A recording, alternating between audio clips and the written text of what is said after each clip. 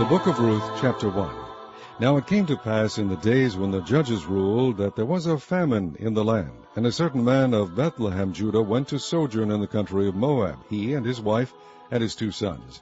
And the name of the man was Elimelech, and the name of his wife Naomi, and the name of his 2 sons Mahlon and Chilion, Ephrathites of Bethlehem, Judah. And they came into the country of Moab and continued there. And Elimelech, Naomi's husband, died, and she was left and her 2 sons.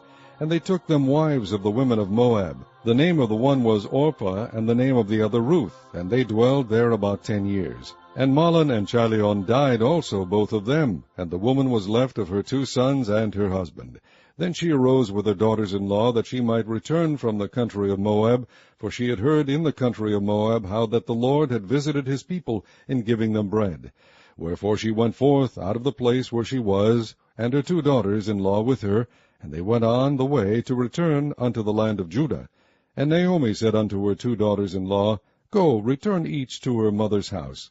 The Lord deal kindly with you, as ye have dealt with the dead and with me. The Lord grant you that ye may find rest, each of you, in the house of her husband. Then she kissed them, and they lifted up their voice and wept. And they said unto her, Surely we will return with thee unto thy people. And Naomi said, Turn again, my daughters. Why will ye go with me? Are there yet any more sons in my womb, that they may be your husbands? Turn again, my daughters, go your way, for I am too old to have an husband.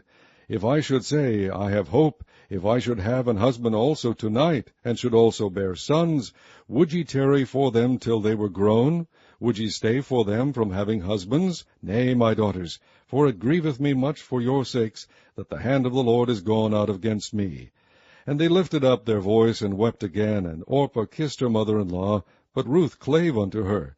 And she said, Behold, thy sister-in-law is gone back unto her people, and unto her gods. Return thou after thy sister-in-law. And Ruth said, Entreat me not to leave thee, or to return from following after thee. For whither thou goest I will go, and where thou lodgest I will lodge. Thy people shall be my people, and thy God my God. Where thou diest will I die, and there will I be buried. The Lord do so to me, and more also, if aught but death part thee and me. When she saw that she was steadfastly minded to go with her, then she left speaking unto her. So they 2 went until they came to Bethlehem. And it came to pass, when they were come to Bethlehem, that all the city was moved about them, and they said, Is this Naomi? And she said unto them, Call me not Naomi, call me Mara, for the Almighty hath dealt very bitterly with me. I went out full, and the Lord hath brought me home again empty. Why then call ye me Naomi, seeing the Lord hath testified against me, and the Almighty hath afflicted me? So Naomi returned, and Ruth the Moabitess, her daughter-in-law, with her, which returned out of the country of Moab. And they came to Bethlehem in the beginning of barley harvest. Chapter 2. And Naomi had a kinsman of her husband's, a mighty man of wealth, of the family of Elimelech, and his name was Boaz. And Ruth the Moabitess said unto Naomi, Let me now go to the field, and glean ears of corn after him, in whose sight I shall find grace. And she said unto her, Go, my daughter. And she went, and came, and gleaned in the field after the reapers. And her hap was to light on a part of the field belonging unto Boaz, who was of the kindred of Elimelech. And behold, Boaz came from Bethlehem, and said unto the reapers, The Lord be with you. And they answered him, The Lord bless thee. Then said Boaz unto his servant that was set over the reapers, Whose damsel is this? And the servant that was set over the reapers answered and said, It is the Moabitish damsel that came back with Naomi out of the country of Moab. And she said, I pray you, let me glean and gather after the reapers among the sheaves. So she came, and hath continued even from the morning until now, that she tarried a little in the house. Then said Boaz unto Ruth, Hearest thou not, my daughter? Go not to glean in another field, neither go from hence, but abide here fast by my maidens. Let thine eyes be on the field that they do reap, and go thou after them. Have I not charged the young men that they shall not touch thee? And when thou art athirst, go unto the vessels, and drink of that which the young men have drawn. Then she fell on her face, and bowed herself to the ground, and said unto him, Why have I found grace in thine eyes, that thou shouldest take knowledge of me, seeing I am a stranger? And Boaz answered and said unto her, It hath fully been shewed me, all that thou hast done unto thy mother-in-law, since the death of thine husband, and how thou hast left thy father and thy mother, and the land of thy nativity, and art come unto a people which thou knewest not heretofore. The Lord recompense thy work, and a full reward be given thee of the Lord God of Israel, under whose wings thou art come to trust. Then she said, Let me find favor in thy sight, my Lord, for that thou hast comforted me, and for that thou hast spoken friendly unto thine handmaid, though I be not like unto one of thine handmaidens. And Boaz said unto her, At mealtime come thou hither, and eat of the bread, and dip thy morsel in the vinegar. And she sat beside the reapers, and he reached her parched corn, and she did eat, and was sufficed, and left. And when she was risen up to glean, Boaz commanded his young man, saying, Let her glean even among the sheaves, and reproach her not, and let fall also some of the handfuls of purpose for her, and leave them, that she may glean them, and rebuke her not. So she gleaned in the field until even, and beat out that she had gleaned, and it was about an ephah of barley. And she took it up, and went into the city. And her mother-in-law saw what she had gleaned, and she brought forth and gave to her that she had reserved after she was sufficed. And her mother-in-law said unto her, Where hast thou gleaned today, and where wroughtest thou? Blessed be he that did take knowledge of thee. And she shewed her mother-in-law with whom she had wrought, and said, The man's name with whom I wrought today is Boaz. And Naomi said unto her daughter-in-law, Blessed be he of the Lord, who hath not left off his kindness to the living and to the dead. And Naomi said unto her, The man is near of kin unto us, one of our next kinsmen. And Ruth the Moabitess said, He said unto me also, Thou shalt keep fast by my young men, until they have ended all my harvest. And Naomi said unto Ruth her daughter-in-law, It is good, my daughter, that thou go out with his maidens, that they meet thee not in any other field. So she kept fast by the maidens of Boaz, to glean unto the end of barley harvest and of wheat harvest, and dwelt with her mother-in-law. Chapter 3. Then Naomi her mother-in-law said unto her, My daughter, shall I not seek rest for thee, that it may be well with thee? And now is not Boaz of our kindred, with whose maidens thou wast? Behold, he winnoweth barley tonight in the threshing floor. Wash thyself, therefore, and anoint thee, and put thy raiment upon thee, and get thee down to the floor. But make not thyself known unto the man, until he shall have done eating and drinking. And it shall be, when he lieth down, that thou shalt mark the place where he shall lie. And thou shalt go in, and uncover his feet, and lay thee down, and he will tell thee what thou shalt do. And she said unto her, All that thou sayest unto me I will do. And she went down unto the floor, and did according to all that her mother-in-law bade her. And when Boaz had eaten and drunk, and his heart was merry, he went to lie down at the end of the heap of corn. And she came softly, and uncovered his feet, and laid her down. And it came to pass at midnight, that the man was afraid, and turned himself, and behold, a woman lay at his feet. And he said, Who art thou? And she answered, I am Ruth thine handmaid.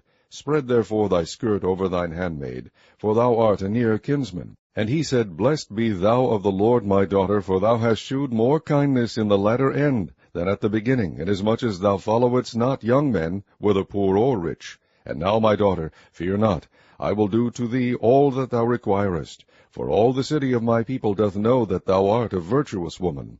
And now it is true that I am thy near kinsman, howbeit there is a kinsman nearer than I. Tarry this night, and it shall be in the morning, that if he will perform unto thee the part of a kinsman, well, let him do the kinsman's part. But if he will not do the part of a kinsman to thee, then will I do the part of a kinsman to thee, as the Lord liveth.